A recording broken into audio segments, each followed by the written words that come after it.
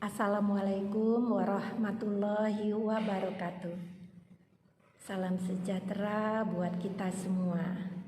Saya Dr. Chandraini Puri, MSI dari Stikes Tri Mandiri Sakti Kota Bengkulu di Prodi Kesehatan Masyarakat, mengikuti pekerti di LPMPP Universitas Bengkulu di gelombang keempat tahun 2025. Saya akan membuat pengajaran di depan mahasiswa saya dengan judul Tantangan Perumahsakitan Terkini. Adapun SKS-nya ada 2 SKS. Kemudian pengajaran ini adalah di pertemuan yang ke-15 akan saya sampaikan dalam tayangan yang berikut ini. Silakan menikmati.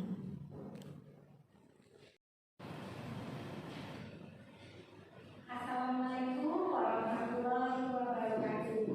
Waalaikumsalam warahmatullahi wabarakatuh. Pada kesempatan ini, Bunda menanyakan bagaimana kondisi Anda semua? Sehat? Bisa mengikuti kuliah? Bisa. Selamat pagi. Pagi. Anak-anak sekalian, kita pertemuan yang ke-15 sesuai urutan dari RPS. Sebelum-sebelumnya anak-anak sekalian sudah sudah ada pembelajaran dari poin-poin pertemuan kita. Ya, sekarang judulnya adalah materi kita adalah tantangan rumah sakit terkini.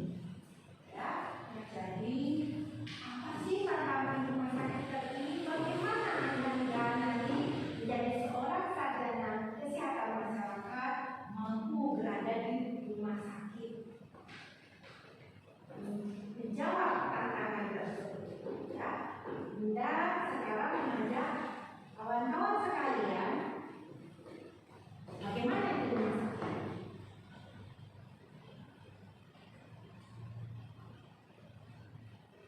Sekilas kenal, pasti sudah kenal ya. Kenal, tapi Bunda ikhlas CV Bunda. Ya, kemudian ini kita masuk seperti ini. Isu besar rumah sakit. Apa saja? Apa isu besar terhadap rumah sakit? Apa yang sudah pernah didengar? Siapa tahu?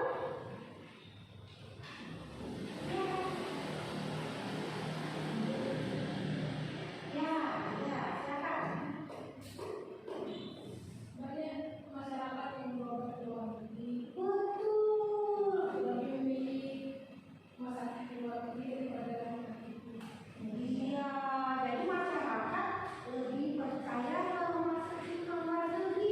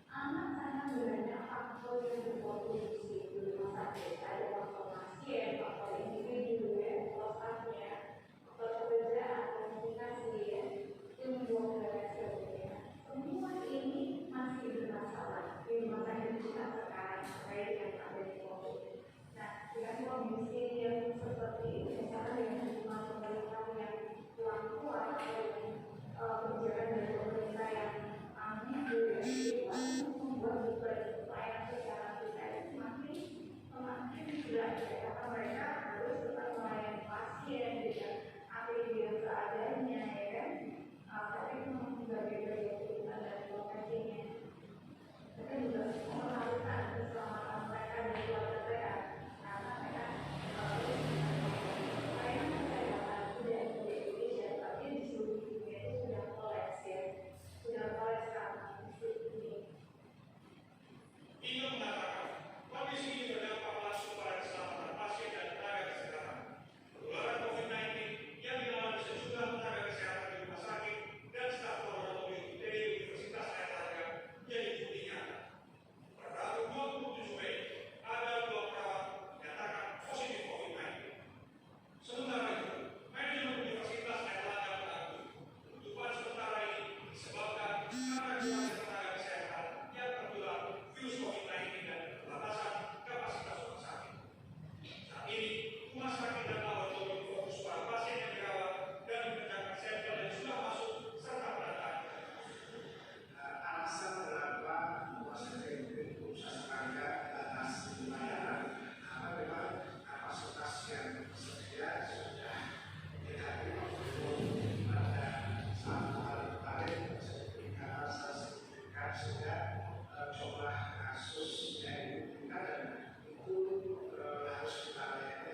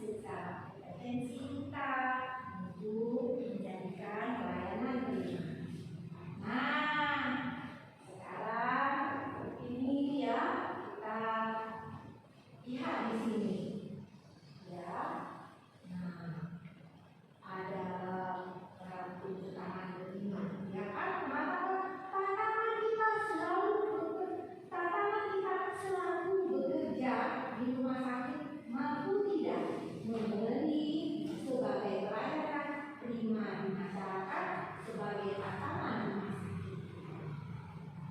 Jadi persoalan yang banyak tadi, masyarakat nggak tahu. Ibarat problem rumah, ya. Jadi kita selaku pegawai di rumah sakit, problem apa dalam pribadi kita, jangan mengganggu aktivitas kita terkait. Ada saat kita mulai bekerja, kita harus update pada waktu itu. Hilangkan semua pikiran. Kita harus ramah, kita harus memberikan pelayanan prima. Siapa tahu itu pelayanan prima? Dia tahu. Coba, tak usah takut, tak usah ragu. Jadi ada momen pertemuan ini, ada tahu merasakan nanti bisa mengevaluasi, oh saya mana. Siapa tahu pelayanan prima? Silakan kita. Pelayanan fungsional asisten. Betul, kita adalah profesional dan disiplin. Siapa lagi? Ayo. Jadi Ananda sekalian, sudah bahwa bagaimana nanti Ananda jadi seorang sarjana? Coba, apa itu? Pelayanan prima. Memberikan pelayanan yang terbaik. Iya, memberikan pelayanan terbaik, service excellent, ya, fair. Jadi Anda sekali itu bekerja di tempat masalah yang banyak, itu pahalanya banyak kawan.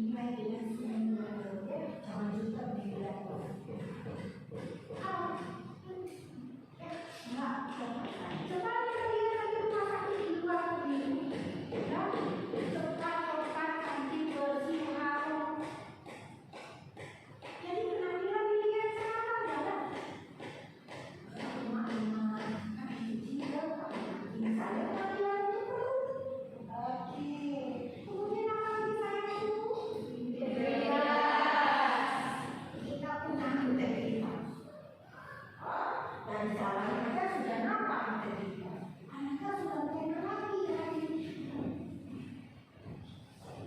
Tapi menantang apa yang akan saya katakan. Ya, bagaimana saya hadir di situ?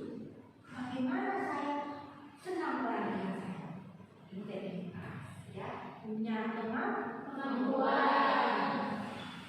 Integritas punya tanggung jawab.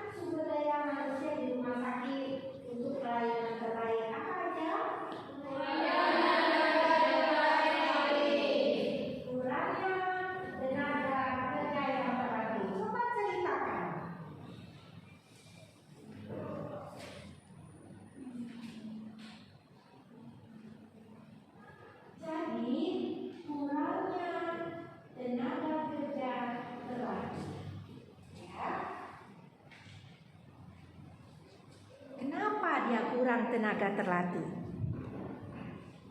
Kurangnya pengalaman atau keterampilan. Tidak kompeten.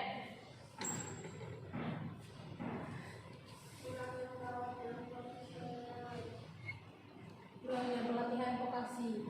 Iya, kurangnya yang Ananda sebutkan. Kemudian kurangnya tenaga kerja yang terlatih, tingginya tingkat perputaran di karyawan, mutasi tadi ya. Iya, terus beban kerja yang berat, kepuasan karyawan yang retensi. Nah, sekarang Bunda tanya, ya, Bunda tanya.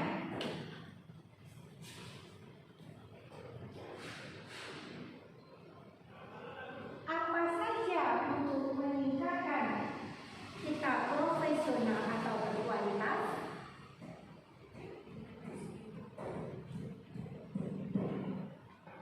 Coba Ananda pikirkan.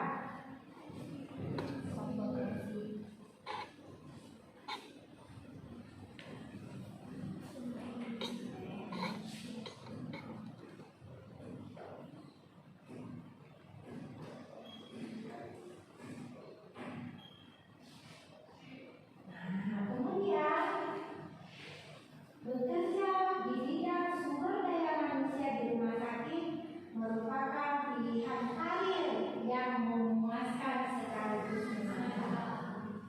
Ya, asik kerja di rumah sakit. Menantang di rumah sakit. Kenapa asik? Ya, Ananda bisa mengeluarkan kompetensi yang ada. Ananda bisa menanamkan sesuatu yang baik.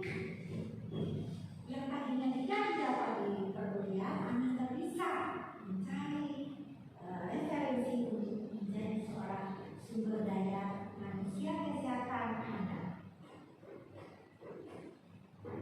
Ya, itu adalah pilihan, merupakan pilihan karir. Kemudian yang menantang pilihan karir, Ananda dulu mungkin kalau pengen cita-cita kesehatan, gitu ya. Terus, lah maksud menantang, apa yang menantang? Menantang itu adalah pada waktu pasien membutuhkan. Oke, bagaimana pelayanan terima itu? Saya itu kan, ya, bagaimana caranya? Itu piawainya seorang tenaga kesehatan masyarakat bisa dilakukan. Bagaimana supaya tidak menumpuk, bagaimana supaya tidak kondisi suasana sirkulasi udara pengap di sini banyak orang dengan kategori yang sakit berat, kadang-kadang lihat nggak lorong tempat tidurnya itu ditaruh di tempat pendaftaran, kan? Nah, bagaimana Anda menantang menyelesaikan itu? Ini kesehatan, betul tidak? Betul. Iya. Belum. Nah, tapi kita yang menyukai peran yang beragam,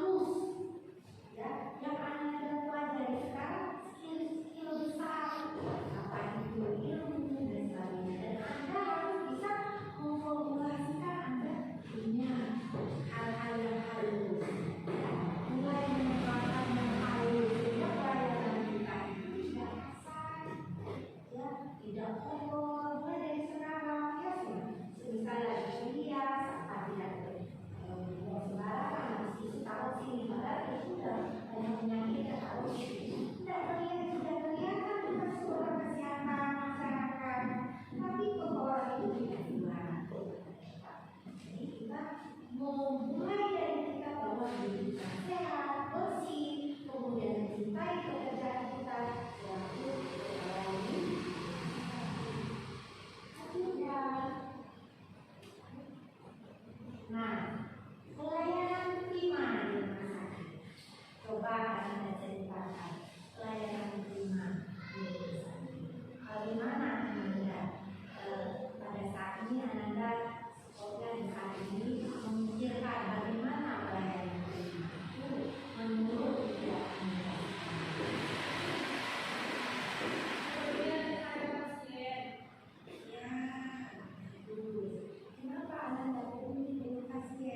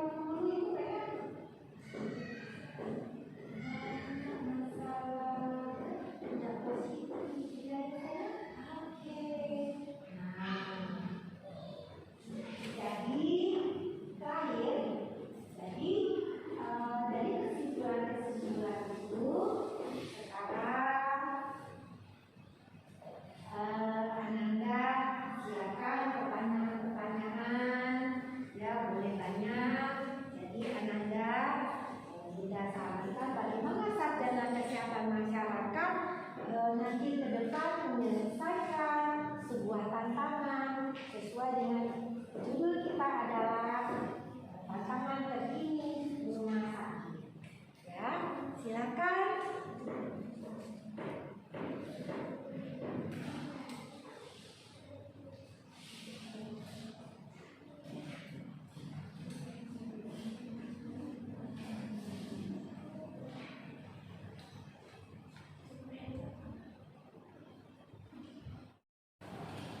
Mahasiswa sekalian, tadi Bunda sudah menerangkan secara kualitas bagaimana Ananda tadi berada di rumah sakit. Sekarang tentulah perenungan ada di pikiran, bagaimana sih saya nanti di rumah sakit. Kemudian dari uraian tadi ada yang tidak paham. Mungkin ada yang ingin menanyakan, ya.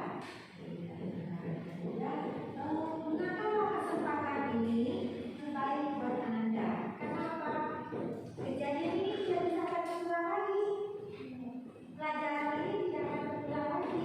Ya, sudah selesai dan Ananda kompetensi tadi itu harus Ananda bisa dapatkan di dalam kelas maupun di luar kelas.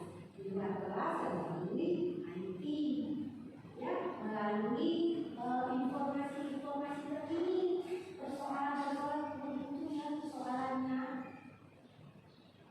Oh begitu ya saya nantinya, dan Ananda itu diharapkan menjadi yang seperti Excel tadi, cantik, ya, mahasiswa Bunda banyak perempuan ya, banyak perempuan yang kesehatan, tapi hebat, ya, hebat.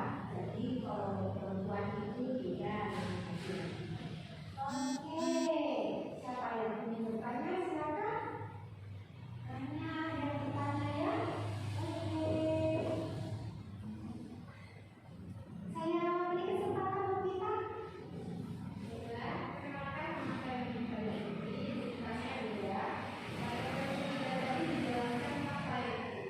Jadi bagaimana cara mengembangkan pelayanan di rumah sakit agar lancar terbentuknya pelayanan prima itu Bunda?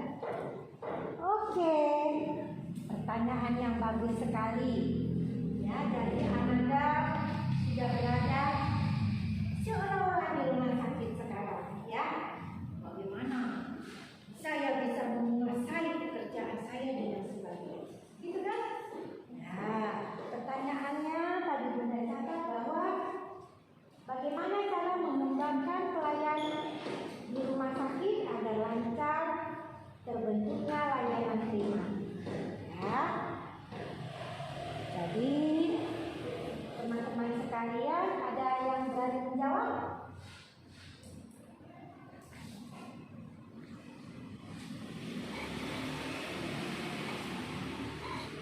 Ada yang berani menjawab? Bagaimana cara mengembangkan pelayanan itu agar lancar? Ya, agar lancar. Tidak loh kalau pelayanan di rumah sakit itu lancar.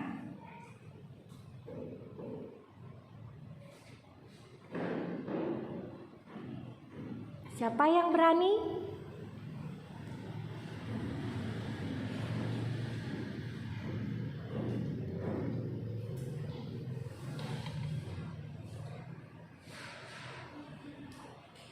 Ada yang berani?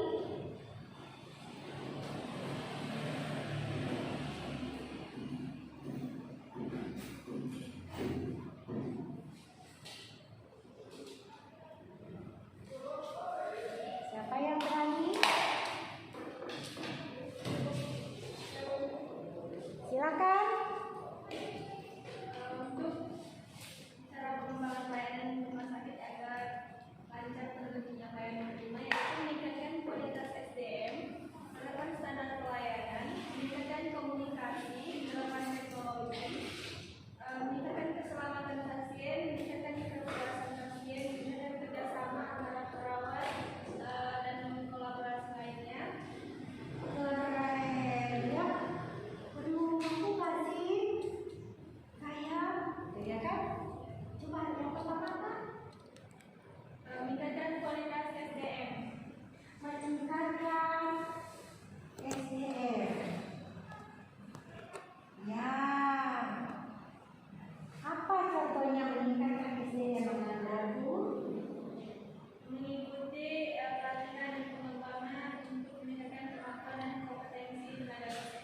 pintar. Berarti Ananda sudah bisa menjadi excellent, pelayanan excellent, karena adanya sumber daya manusia dengan meningkatkan pelatihan untuk menjadikan kita adalah pegawai yang terbaik. Terus apa lagi Nanda?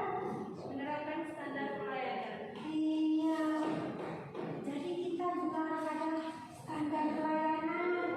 Ya Nanda ya, Ananda lulus nanti jadi sarjana, ada standar kelulusan, ya, ada standar kompetensi. Lebih dari standar kita laksanakan, maka Ananda dikatakan cerdas, pegawai cerdas. Ya, pegawai cerdas. Apa beda cerdas dengan pintar? Jadi kita harus cerdas, harus pintar, dan sebagainya. Apa lagi? Meningkatkan komunikasi. Meningkatkan komunikasi. Ada komunikasi efektif Ananda, bukan ya komunikasi itu ya, tidak, tetapi keteraturan. Ya, jangan biasakan banyak ngomong, karena ngomong ini banyak kuman, ya, banyak kuman yang keluar itu, makanya kita pakai. Jadi komunikasi efektif namanya di rumah sakit. Ya, apa yang ada di depan ada masalah dikomunikasikan. Misalnya ada sesuatu benturan dikomunikasikan. Kemudian Ananda dengan pasien, sakit, terus Ananda sarjana kesehatan masyarakat berkomunikasi. Ibu, ada apa? Iya kan? Bisa saya bantu? Kayaknya ada keluhan sakit gimana? Bagaimana? Itu komunikasi efektif. Kemudian apa lagi?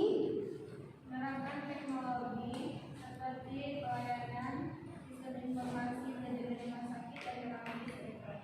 Nah, semuanya harus kesatuan, ya, semuanya harus kesatuan. Apa bilang? Seperti sistem informasi manajemen rumah sakit dan teknologi elektronik. Iya, nanti kalau semuanya itu canggih, ya, terkoneksi dengan sistem informasi, ya. Jadi dokter bicara apa terkoneksi di misal obat, apotek. Dokter berkomunikasi dengan perawat, dokter berkomunikasi nanti dengan kesehatan masyarakat. Ada. Jadi menggunakan IT, sistem teknologi di rumah sakit. Kemudian kawan dalam menjawab pertanyaan yang sungguh luar biasa bagus ya, merasa bahwa sudah merasakan nanti di rumah sakit begini pertanyaannya. Jadi Ananda sekalian harus pandai bekerja sama di rumah sakit sesama sarjana kesehatan masyarakat, sesama sarjana kesehatan masyarakat dengan dokter, sarjana kesehatan masyarakat dengan perawat, sarjana kesehatan dengan biarawat. Harus bisa kerjasama yang baik. Oke. Udah, gimana caranya? Dengan membiasakan di rumah sakit nanti terbiasa. Apa itu di rumah sakit? Sekarang kan masih bingung. Ngapain ya di rumah sakit kan begitu. Tapi laksanakan apa yang sedang ditugaskan kerjakan. Nanti di situ akan menemukan suatu kebiasaan, keahlian. Keahlian itu akibat belajar, akibat terbiasa, akibat mengikuti pelatihan-pelatihan. Jadi banyak yang bisa diciptakan untuk pelayanan servis. Saya tergantung kita selaku sumber daya manusia. Jadi kita yang bisa mampu merubah, bukan alatnya handphone, Google. Tidak, kita yang menguasai. Bagaimana kita bisa menguasai IT tadi, sehingga kita menjadikan rumah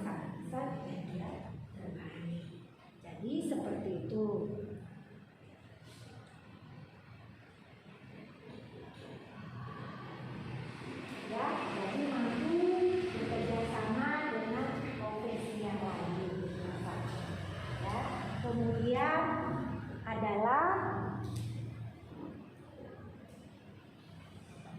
saat kita bekerja di rumah sakit itu mampu kompetensi kita laksanakan, ya. Mulai saat Anda bekerja di rumah sakit, ya. Bagus pertanyaannya. Pertanyaan selanjutnya ada? Silakan. Ya, silakan.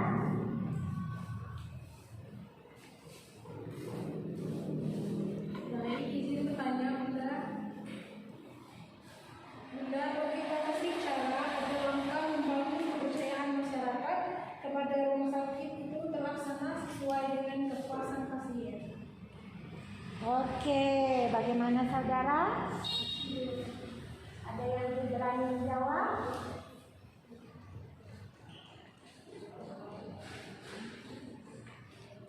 Kita harus mampu meningkatkan kualitas pelayanan kita. Ya, Anda harus mampu dengan besar jaminan kita mampu meningkatkan pelayanan yang bagus. Yang kedua adalah kita punya kepribadian yang baik. Kita bisa handal dalam bekerja di rumah sakit. Gimana saya handal? Bagaimana kepribadian seorang sarjana kesehatan masyarakat? Bagaimana kesehatan? Ada lagi pertanyaan? Ya, silakan. Kenalkan, Bunda, nama saya Eka Anissa. Boleh bertanya? Bu, bisa jelaskan tidak cara agar bisa menimbulkan rasa berani dalam penampilan baru? Iya, bagus sekali pertanyaannya. Ya, bagaimana sih? Apa bisa jawab?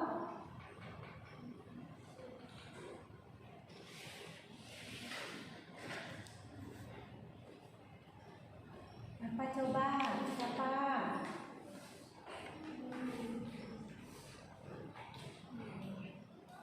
Yaitu melatih pola pikir yang positif. Kemudian asah kemampuan diri terus-menerus. Ya, berpikiran positif dan asah kemampuan diri. Kemudian membiasakan diri menerima kritik untuk lebih baik. Nah,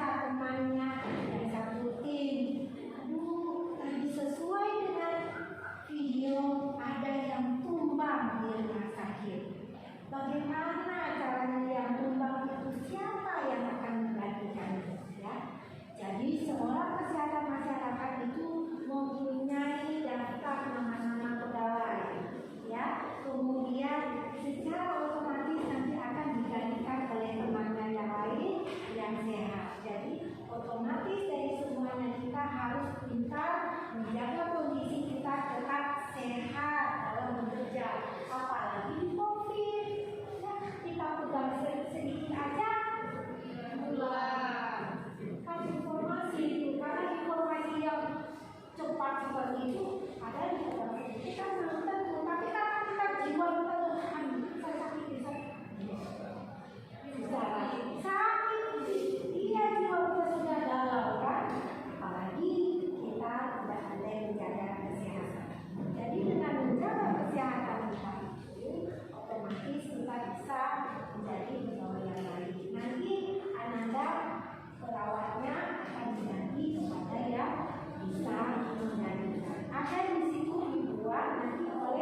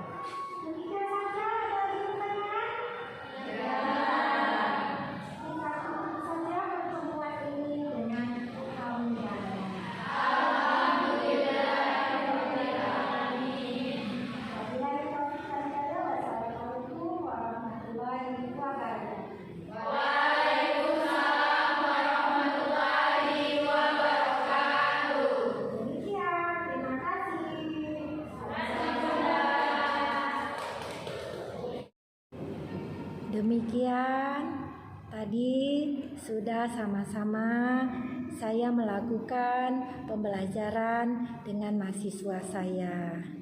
Sehingga ini saya lakukan sebagai syarat saya mengikuti Pekerti gelombang 4 2025 di Universitas Bengkulu. Terima kasih atas saya diberi kesempatan belajar di Pekerti Universitas Bengkulu. Kepada panitia saya mengucapkan terima kasih, kepada dosen-dosen saya atau pemberi materi. Sungguh sangat luar biasa saya mendapatkan informasi dan ilmu bagaimana tahapan cara-cara menjadi dosen yang profesional. Kemudian bagaimana tata cara menyampaikan kepada mahasiswa sehingga mahasiswa yang tadi tidak tahu menjadi ada perubahan yang terbaik, perubahan yang bermutu kualitas sesuai dengan standar profesi dosen yang profesional. Kemudian saya mengucapkan terima kasih kepada teman-teman saya yang tadinya juga ikut berperan dalam kesuksesan saya di dalam kelas-kelas kecil melalui kegiatan-kegiatan yang dilakukan di pembelajaran di rumah sakit. Pembelajaran di ruang kelas di virtual yang dilakukan oleh Universitas Bengkulu terhadap pekerti. Banyak sesuatu yang tadinya saya tidak tahu, saya dapatkan di sini. Bagaimana saya bisa disiplin mengajar kepada mahasiswa saya yang telah saya dapatkan selama saya belajar. Sungguh sangat luar biasa ilmu yang saya dapatkan di sini. Kemudian kepada profesor saya, kepada ibu-ibu doktor saya, kepada yang telah mengajar kepada saya ilmu-ilmu yang sangat bermanfaat, yang secara terstruktur dan prosedural, bagaimana saya bisa menjadi profesi sebagai dosen yang profesional, mampu untuk menjawab tantangan terkini dari situasi yang ada sesuai prodi yang saya kerjakan. Saya di prodi Kesehatan Masyarakat di Stikes Trimandiri Sakti merasa pertemuan ini, pelatihan ini yang dilaksanakan secara virtual sangat bagus, sangat membangkitkan emosi belajar saya yang tadinya sangat kurang sekali. Dengan pertemuan ini sungguh-sungguh sangat luar biasa saya dapatkan. Kemudian harapan saya ke depan, saya doakan sebagai universitas yang menyelenggarakan kegiatan pekerti ini semakin sukses, semakin banyak yang ingin belajar.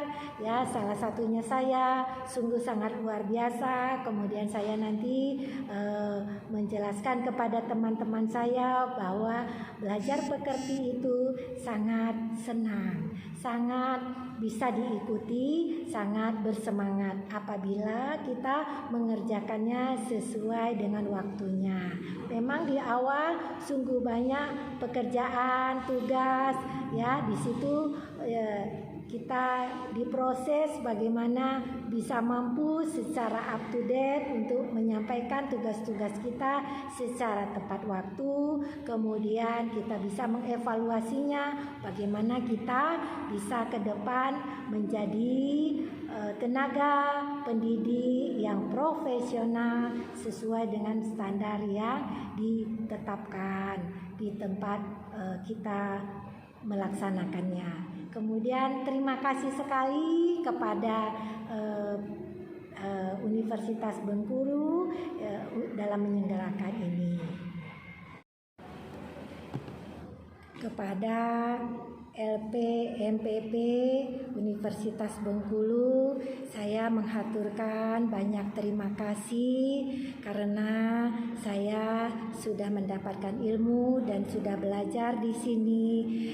Saya mendapatkan ilmu yang bermanfaat dan sangat saya bisa lakukan pada waktu saya pembelajaran.